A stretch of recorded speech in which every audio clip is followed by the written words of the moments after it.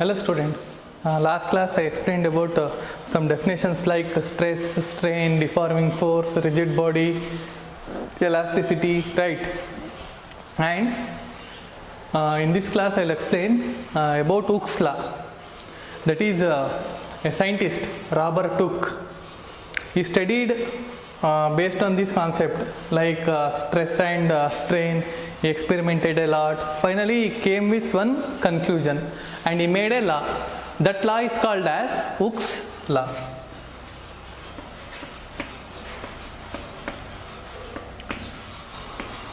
So according to this Hooke's law, what he explained means you have to know about one more definition that is called as elastic limit. Okay, first I will explain elastic limit, then I will give the definition of Hooke's law. So you know that on this rod you will apply some weight. Okay, let us take 1 Newton force is acting downward, or 1 kg block is added, 2 kg block is added, 3 kg block is added. So because of this load, the length has increased. This is the initial length. Let us assume the length has increased 3 millimeter. For each block let us consider 1 millimeter. For 3 blocks 3 millimeter. That means restoring force is acting in upward direction. The length is increasing. And what is meant by elastic limit means you will remove one block, 1 millimeter length will restores. If you remove 2 block, 3 block, it will remove, that means it will restore its original length, right? So if you keep on increasing the load means 4 kg, 5 kg, 6 kg, at some stage depending upon this material you remove the load, it will not regain its original size and shape or original length. It is having some limit. Beyond that limit, if we add some weight, it does not restore its length. So that limit is called as elastic limit. That means here we can define elastic limit as maximum stress for which the material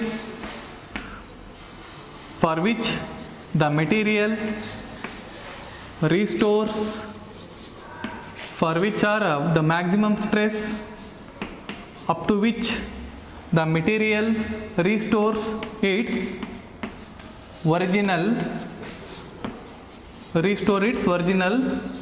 size and shape.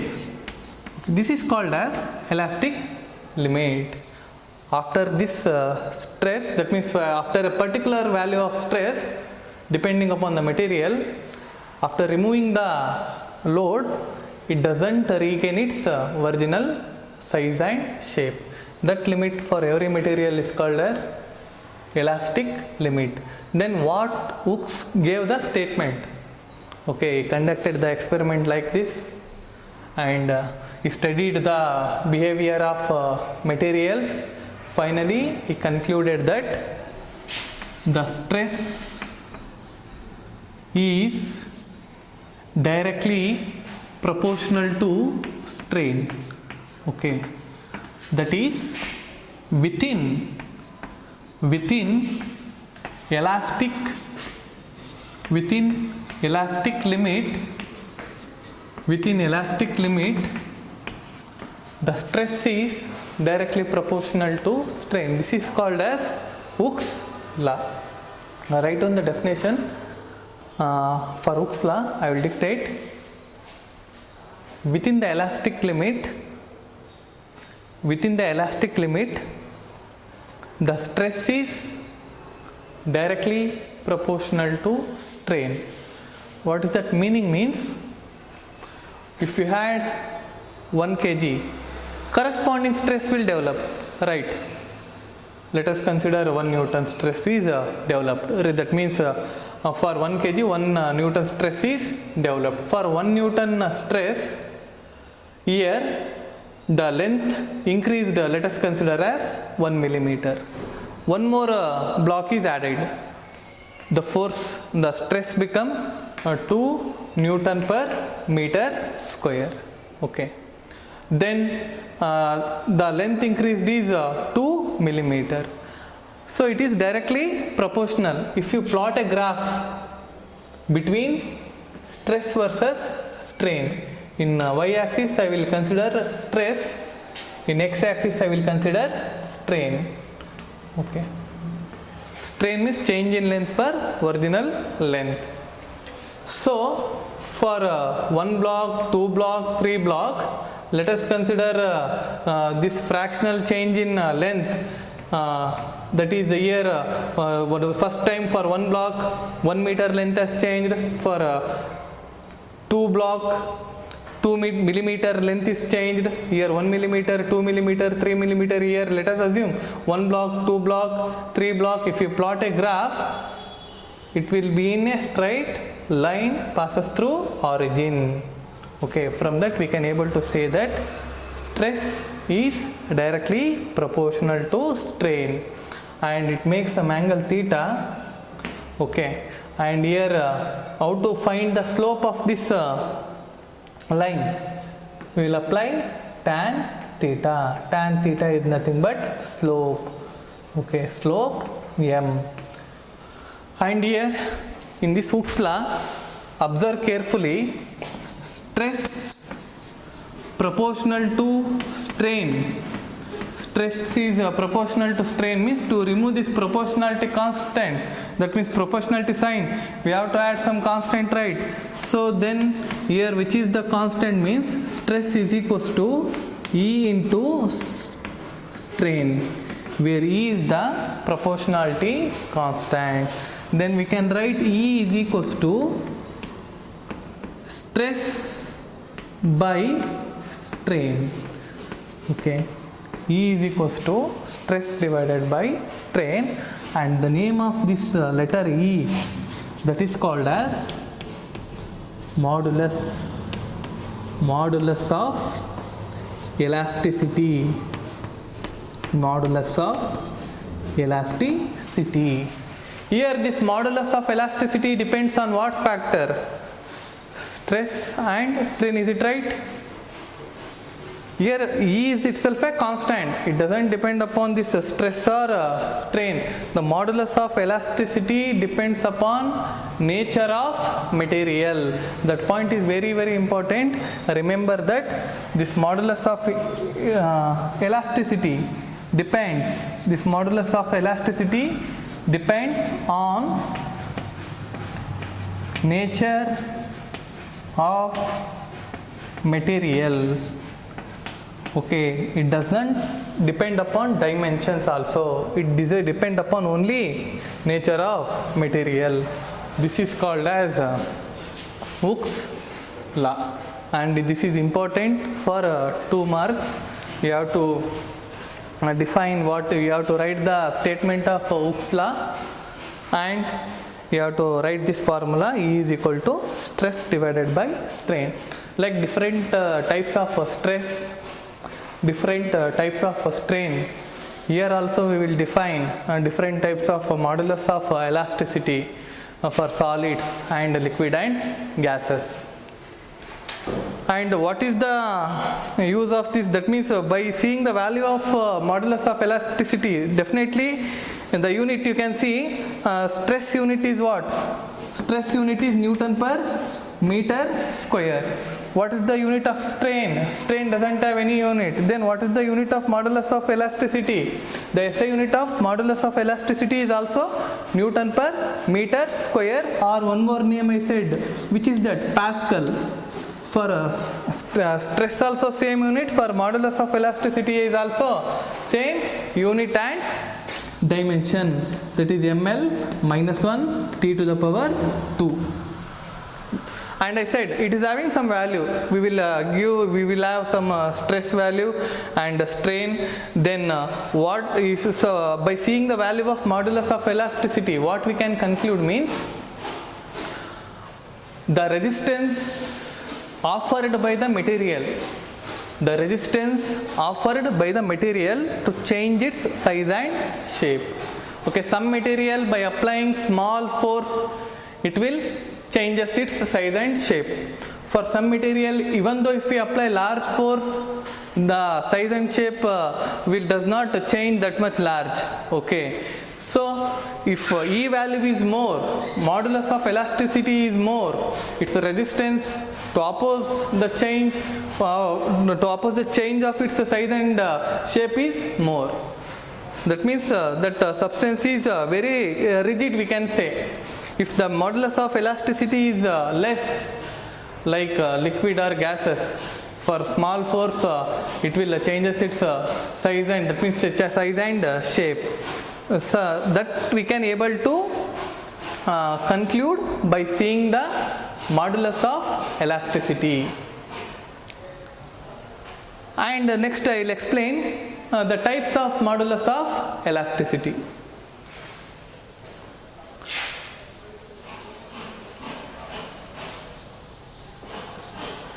Types of modulus of elasticity, or you can write the name elastic moduli. Elastic moduli are types of modulus of elasticity. First type is called as Young's modulus. Okay, Young's modulus. What is the basic definition of modulus of elasticity? That is E is equals to, you have to remember, stress divided by strain. And here Young's modulus is denoted by letter Y. This is especially for solids. Okay, this is defined as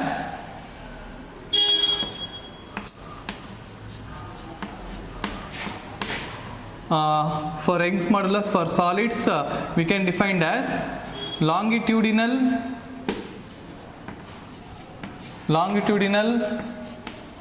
or just I will write normal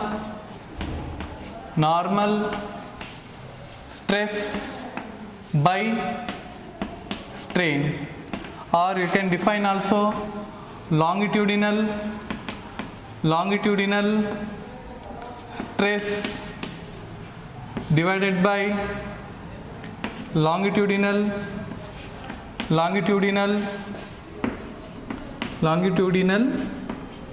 strain. Then here what is the formula for longitudinal stress? That is F divided by A. And here longitudinal strain means change in length, delta L. Delta L indicates change in length. Delta L divided by L, that L will goes to numerator. This is what the formula for Young's modulus. This is only for solids. This value is only for solids. And for wire we can write F means like that wire force is nothing but deforming force right here. Restoring force is equal to deforming force means what is the magnitude of deforming force? mg. F equals mg. And here L divided by A. A means area of the rod or wire, that is pi r square into delta L. So remember, this is the formula to find the value of Young's modulus. Once again I will tell, if the value of Y is more, then that is having more resistance to change its size and shape.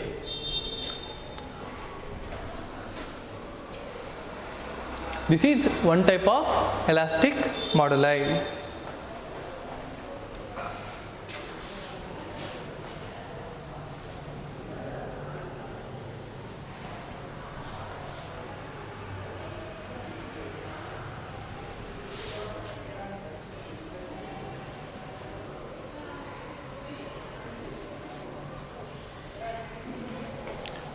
And next one is modulus of rigidity. Modulus of rigidity. First type is Young's modulus, and second one is modulus of rigidity, that is denoted by this letter eta. And this modulus of rigidity is defined as, it is the ratio of, which is one more stress, tangential stress divided by strain. Okay, that is called as modulus of rigidity. And how to define, that means what is the value of this modulus of rigidity means. Once again, let us consider this diagram. I have drawn in shearing strain. So what type of force we have applied? Tangential force. In this direction we have applied the force. This block is placed in a table. So because of applying tangential force, the bottom layer does not move, it will become fixed. This point field does not move, but this top layer will have some movement, right? It will move in this direction. Okay, and after applying force you can see the shape like this. So it makes some angle theta. This is delta x. Delta x means what? Relative displacement between two extreme layers. Okay, before applying the force the point was here. After applying the force, this point is shifted to here. There is a relative displacement with respect that between two extreme layers, and the length of this block is L. Okay, and it is tangential stress is denoted by the letter theta, isn't it? Tangential stress is denoted by theta, and tangential stress means that is F divided by A, and what is strain? Strain is denoted by theta. Here theta is nothing but strain produced in the block. And what is the value of theta? Theta value is delta x by L. So here the modulus of rigidity, the theta value becomes F by A, and here theta is nothing but delta x, that L will goes to numerator. So we have to apply this formula to find modulus of rigidity. So in day-to-day life, where we can apply, where we can use this modulus, that means how we can understand the modulus of rigidity means, let us consider a wire. To twist the wire, twisting means definitely a tangential force will act on the wire. Okay, if modulus of rigidity value is less, the wire will twist more.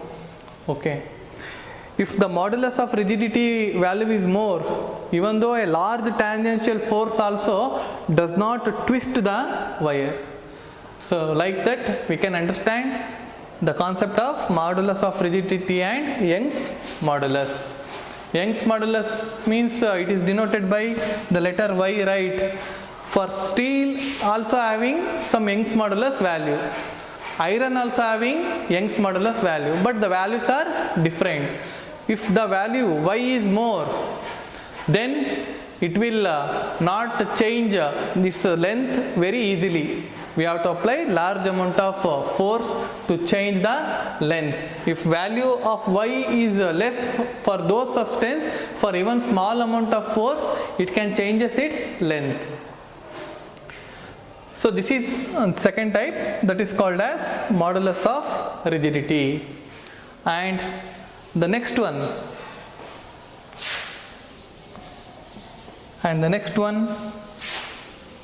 that is called as bulk modulus. So bulk modulus, bulk stress is nothing but volume stress. Bulk modulus is defined as bulk stress or volumetric stress by volumetric strain. It is the ratio of volumetric stress to the volumetric strain. So what is the formula for volumetric stress? F by A. What is the value of volumetric strain? Volumetric strain means we have studied that delta V by V, right? Minus sign is given for decrease in volume. That is minus, I will write here, delta V by V. That will goes to the numerator. And F by A is nothing but pressure, force per area. You can write PV by delta V minus. So this is and the bulk modulus is denoted by the letter capital K. K is the symbol for bulk modulus, where K is equals to, remember this formula, PV divided by delta V. So these are the three types. One is Young's modulus Y value for solids only. Okay. And next type of elastic moduli, that is which one? Shearing. Okay. This modulus of rigidity. And another modulus of rigidity is defined as shearing stress by shearing strain. And this bulk modulus means volumetric stress by volumetric strain. This is how we will define the value of K. That means, and one more term, remember, compressibility.